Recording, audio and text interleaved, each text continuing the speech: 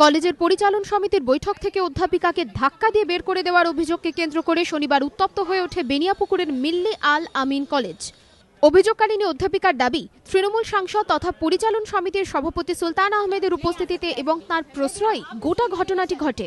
ঘটনার পর কেটে গিয়েছে ৪৮ ঘন্টারও বেশি সময়, এখনও উত্তেজনার রেশ কলেজে। পরিচালন সমিতির বৈঠক থেকে তা ছড়িয়ে পড়েছে কলেজের অন্দরে, স্টাফ রুমে। সোমবার অভিযোগকারিণী অধ্যাপিকা জারিনা খাতুন কলেজে পৌঁছলে অন্যান্য অধ্যাপিকাদের সঙ্গে শুরু হয় উত্তপ্ত বাদানুবাদ।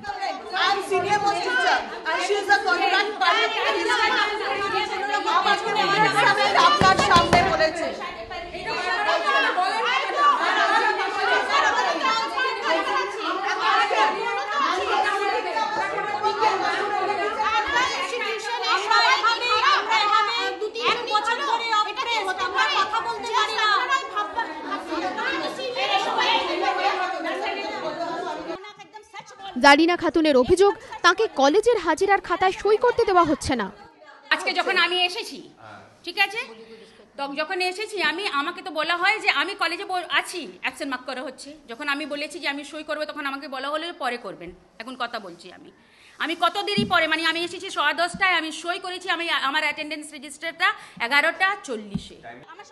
জারিনা খাতুনের এই অভিযোগ খারিজ করে কলেজের টিচার ইনচার্জের পাল্টা দাবি, মিথ্যে বলছেন অধ্যাপিকা।